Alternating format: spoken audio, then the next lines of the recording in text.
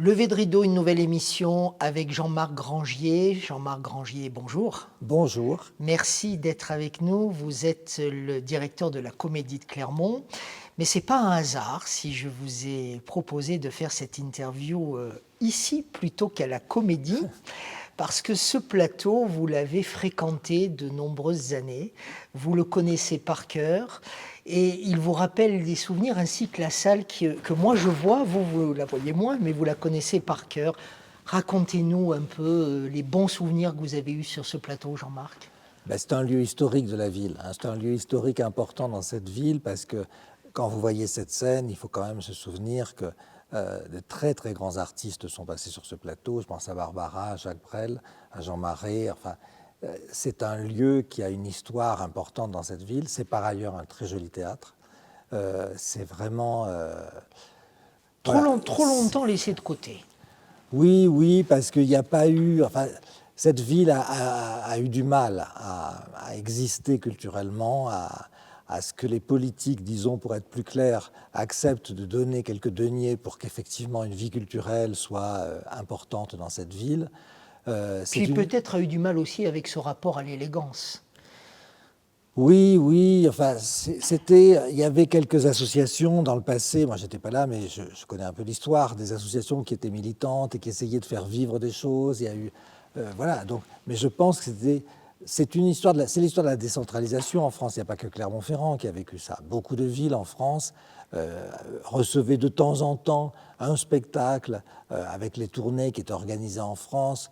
Mais il n'y avait pas une installation qui permettait d'avoir une vie culturelle fréquente, une régularité de spectacle. Enfin, donc les artistes ne venaient pas vraiment à Clermont-Ferrand. Et puis un jour, on a pris la décision de restaurer ce théâtre. Je crois qu'il faut rendre aussi à César, entre guillemets, ce qui est à Olivier Bianchi. Absolument. Il était à l'époque adjoint à la culture sous Serge Godard, sous le mandat de Serge Godard, je cherchais. Et il a pris la décision, d'abord il a réussi à convaincre Serge Godard, et puis il a pris la décision de faire ce que l'on voit, et c'est plutôt bien fait. Oui, alors moi j'ai une histoire très particulière avec ce théâtre, parce que moi je suis arrivé ici fin 2001, et à ce moment-là j'étais embauché donc, pour diriger la scène nationale, et le directeur qui venait de partir, Jean-Pierre Jourdain, était parti, et le président de l'époque de l'association de la scène nationale avait démissionné parce que la mairie ne leur donnait pas ce théâtre qu'ils voulaient avoir pour la scène nationale, pour installer la scène nationale. Et puis il y avait un problème avec les boutiques qui sont en dessous au rez-de-chaussée, qui ne pouvaient pas libérer, enfin qui pouvaient pas être libérées, enfin bon, voilà. Et donc un peu lassé de cette bagarre, j'imagine, le président a démissionné, le directeur est parti. Moi j'arrive, et donc du coup ils se sont dit, il faut surtout pas qu'il se reparte tout de suite, on va lui donner le théâtre municipal pour en faire le lieu de la scène nationale. Et moi, je n'imaginais pas dans ce théâtre, c'est un théâtre magnifique, mais qui a un plateau qui mesure 9 par 9, qui a une histoire, l'histoire des théâtres à l'italienne, c'est une histoire, un rapport très particulier entre la scène et la salle, que pour moi, je ne vois pas avec un lieu contemporain, une histoire contemporaine de scène nationale. Donc je me souviens que j'avais dit à Olivier Bianchi, qui était élu à la culture à l'époque, ben non, moi j'en veux pas, quoi. C'est pas possible.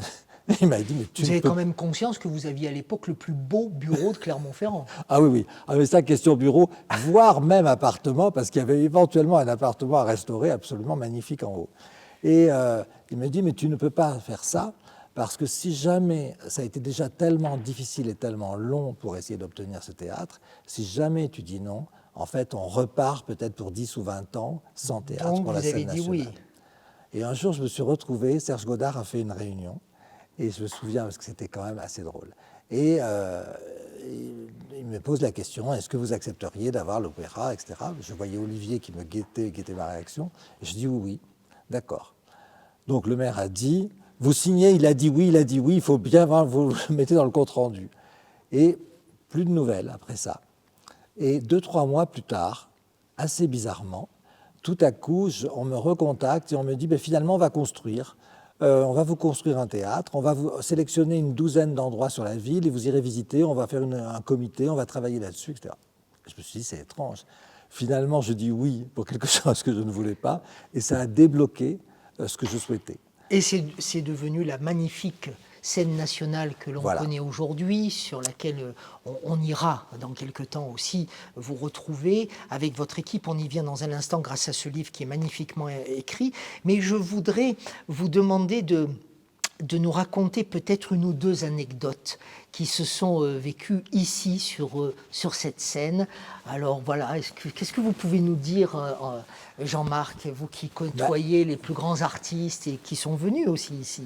Je pense au premier spectacle que j'ai programmé, en fait, quand la première saison, la saison 2002-2003, à Clermont-Ferrand, c'était un pari fou quand même, mais bon, on est un peu fou quand on arrive, on est comme ça, plein de fougue. Et j'ai programmé un spectacle qui devait durer 12 heures et qui a duré 13 ou 14 heures, qui était l'ouverture de la saison et qui était un samedi dans ce lieu-là. C'est un metteur en scène qui s'appelle Christian Esnay, et il y avait 5 pièces qui se jouaient d'affilée. On avait installé des écrans de télévision à l'extérieur, il y avait des bars aussi au foyer et tout ça. Donc les gens pouvaient rentrer et sortir, parce que c'est quand même très très long, 14 heures de spectacle, quand ils voulaient. Et ils pouvaient suivre éventuellement sur les écrans télé la suite de la pièce, voir si ça les intéressait plus ou moins et retourner dans la salle ou pas. Et ça a amené une espèce de vitalité, de choses, un moment, un rendez-vous assez exceptionnel. Ça, c'était très... mes grands souvenirs, c'est le tout début. Effectivement, il y a eu ça, et il y a une histoire moins rigolote, mais c'est le premier moment où j'ai lancé l'abonnement. J'ai voulu réformer la façon dont l'abonnement était pris à la scène nationale. Et, parce que comme ça se pratiquait surtout par rapport à un théâtre comme celui-ci, ici, il y a des catégories de places. Et ce qui fait que si vous avez un porte-monnaie bien rempli, vous avez les meilleures places. C'est le système, et d'avoir les moins chères, les places les moins chères au poulailler là-haut. Ce qui est un petit peu injuste. Voilà, ce qui est un peu injuste. Et puis moi aussi, dans une économie de scène nationale, un projet de scène nationale, c'est pas le type de rapport avec le public qu'on souhaite instaurer. Et mon équipe à l'époque m'a dit, mais ça, tu vas te faire lyncher. Si tu enlèves ça, ça passera pas.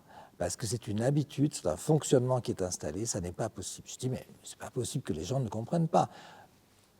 Faites une réunion avec une partie du public, je vais leur expliquer. Et dans le foyer ici, on a fait une réunion avec, je crois que c'était les abonnés les plus importants de la scène nationale. Qui sont venus. Qui sont venus, par curiosité déjà voir la tête que j'avais, je pense aussi. Et puis il y avait un petit cocktail un peu alléchant. Et j'ai failli me faire lyncher, on m'a évacué. À ce point? Ah oui. J'ai présenté, expliqué les modifications, le système, le pourquoi, le comment, etc. Et c'était extrêmement tendu. Donc certains sont mis à hurler, que c'était inacceptable. En même temps, c'était touchant parce que c'est beau qu'un public s'approprie sa scène nationale. Quand un public s'attache à un projet, à un lieu, tout à coup, ça devient... Mais voilà. comment, avec du recul, expliquez-vous cet instant où, par définition, on vous en veut au point d'être obligé de vous extirper? Ah oui, on m'a vraiment évacué. Et comment vous l'expliquez? Faut dire que c'était pas facile comme succession, parce que Jean-Pierre Jourdain était parti à la Comédie Française, quand même, ce qui n'est c'est pas rien. Et donc c'était un héros. Donc j'arrivais, j'étais moins que rien. C'est-à-dire que je ne pouvais pas être à la hauteur. Il fallait faire vos classes et vos preuves. Voilà. Et le problème, c'est que vous mettiez à mal les habitudes. Oui, c'est ça. Donc, un, il n'était pas content qu'il soit parti. Deux, c'était un changement trop brutal, sans doute, voilà, etc. Et puis, en plus, avec une autre philosophie, un autre rapport que je leur proposais, et un rapport économique, je leur ai expliqué qu'ils y gagneraient quoi qu'il en soit, puisque les places, il y aurait des rabais plus importants. Mais je me suis dit, c'est vraiment l'histoire du théâtre à l'italienne aussi, parce que j'avais la sensation, je ne dis pas que c'était des nantis, mais en tout cas, de me retrouver face à une caste qui se sentait dépossédée de quelque chose, parce qu'arrivait effectivement une proposition un peu plus contemporaine, plus moderne peut-être. Enfin voilà. Enfin, c'était un moment assez étrange. Un moment étrange. Je me suis dit, vous parlez économie indirectement. Vous, homme de culture, vous n'avez pas de problème avec l'économie, avec l'argent, j'ose le mot. Je vous ai vu d'ailleurs dans une soirée économique à Clermont-Ferrand prendre la parole aux côtés de grands industriels, de grands chefs d'entreprise et rappeler aussi au public, 300 personnes présentes, que la culture c'est aussi un acteur de l'économie et qu'il faut à ce niveau-là l'accepter et lui laisser la place qu'elle doit avoir. Jean-Marc. Tout à fait. c'est vrai que c'est très important. Moi, je sais que quand j'interviens, par exemple, auprès d'étudiants, j'insiste beaucoup là-dessus, parce que très souvent, les gens qui vont travailler dans le secteur culturel se disent « bon, c'est les artistiques, c'est de l'artistique, c'est de la création, on va imaginer des choses, etc. » Et moi, je dis toujours, il faut, OK, mais il faut mettre ça immédiatement en rapport avec combien ça coûte. Et ensuite, techniquement, comment ça s'organise pour que ça fonctionne, qu'est-ce qu'il faut faire? Parce que l'artistique, c'est très bien, mais ça ne marche pas si on n'a pas regardé le budget et si on ne considère pas la mise en marche de tout ça. Donc ça, je ne sépare jamais les choses, moi, en fait. Et c'est très important. Non seulement vous ne les séparez pas, mais vous y pensez immédiatement. Ah oui, oui. Vous les associez immédiatement. C'est totalement lié. Et quand un artiste me parle de son projet, très souvent, je lui dis, mais j'entends des choses parfois, et moi je chiffre en même temps, et je lui dis assez souvent, mais ça par exemple, est-ce que tu te rends compte que ça a des conséquences financières très importantes? Donc comment tu vas faire face à ça? C'est-à-dire que, et souvent ils sont un peu rebutés par cette réaction-là, parce qu'ils s'imaginent que je vais être embarqué dans leur histoire, etc. facilement. Moi je veux bien être embarqué, mais sans perdre de vue tout ça. Je pense que c'est très important que ce secteur-là soit très responsable de ça. Parce que le secteur culturel, je ne vais pas dire qu'on fabrique des produits, mais en tout cas, on est quand même dans une relation marchande. Là, il y a une rencontre, on a bien d'autres choses à partager avec le public, mais il ne faut pas oublier quand même que, en plus, moi qui dirige un lieu de service public, c'est des deniers publics. Donc j'ai en plus une responsabilité quand même très importante et des comptes à rendre, ce qui est tout à fait normal, sur l'utilisation de cet argent. Donc on peut dépenser beaucoup, mais à condition que ce soit bien réfléchi, justifié et posé. Jean-Marc Grangier est l'invité de Lever de rideau. Lever de rideau, puisqu'on parle art, je dois aussi saluer Karim Chanan, mon complice, qui a composé spécifiquement la musique de notre générique, et je l'en remercie avec ce joli petit sifflement. J'ai entendu l'autre jour quelqu'un le siffler, et ça m'a fait très plaisir, quelqu'un que je ne connaissais pas, mais je me dis, voilà, c'est en train de rentrer, et c'est sympa. Merci beaucoup, Karim. Anne Diatkine, pas facile à dire, Diatkine, a écrit L'attente d'un théâtre. C'est un magnifique livre. J'ai pris beaucoup de plaisir à le lire. Il se lit très, très rapidement. C'est comme un long article, mais en fait, c'est un livre court à lire qui raconte effectivement l'histoire de votre nouvelle scène nationale, voilà, du côté de l'ancienne gare routière. Alors, j'ai pris 3 passages. La Comédie de Clermont habite les rêves au sens propre comme figuré. Pourquoi a-t-il fallu 22 ans pour qu'ils deviennent tangibles, alors même que le bâtiment est la première des conditions du ministère pour attribuer le label scène nationale qui a été forgé en 91? Comment comprendre qu'il n'y ait eu, avant 97, aucune salle labellisée? Eh bien, ça, c'est une très bonne question. Et vous avez vu dans le livre, finalement, après une longue enquête, elle n'apporte pas vraiment de réponse. Et moi, je dois dire que c'est une question qui m'a souvent taraudé. Et enfin, il y a beaucoup de réponses, mais en même temps, la réponse, on ne la trouve pas. Et si vous en parlez avec le maire, avec Olivier Bianchi, qui est quand même, il ne faut pas l'oublier, a un long parcours à Clermont-Ferrand, très engagé dans la culture, il a des réponses aussi, mais c'est très compliqué de trouver. Donc ça veut dire qu'il n'y a pas une réponse? Alors, moi, cela dit, quand je suis arrivé, quand même, pour dire, par rapport à ce théâtre, ça me revient, moi, j'étais impatient, je voulais qu'il y ait un lieu pour la scène nationale, je voulais développer plein de choses, etc. Et je me sentais bloqué, quoi. Et quelqu'un m'a dit, sois patient, tu sais, entre le rêve de la construction de ce théâtre à l'italienne dans la ville et la pose de la première pierre, il y a eu 25 ans. Donc ici, c'est comme ça. Ici, il faut du temps. Ici, les choses ne se font pas du jour au lendemain. C'est long, c'est lent, etc. Mais ça peut se faire. La preuve. La preuve. Donc je me suis dit, ça c'était une leçon. Et je me suis dit, ok, eh bien, sois patient. Il ne faut pas lâcher l'affaire, mais il faut être patient. Parce que ici, peut-être, pour X raisons, ça fonctionne de cette façon-là, et il faut en tenir compte.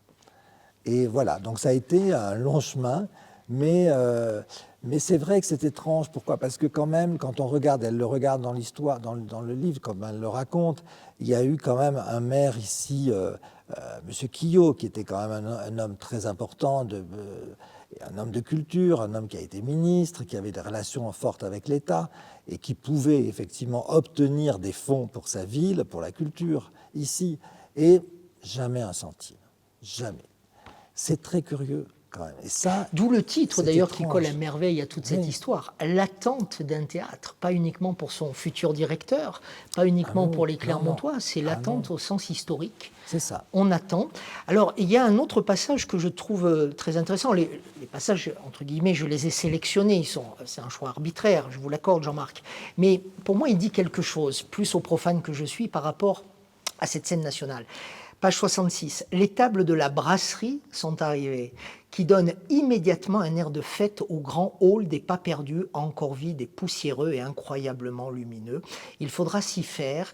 La lumière est l'une des caractéristiques de l'architecture d'Eduardo Souto de Moura avec le béton, et donc une récurrence obligée de ce texte, un motif qu'on ne s'interdit pas de scander, parce que effectivement, votre scène nationale, la scène nationale aujourd'hui, elle a cette beauté architecturale réalisée par ce grand architecte, mais qui nous ramène aussi à l'histoire même de ces quelques mètres carrés, la fameuse brasserie.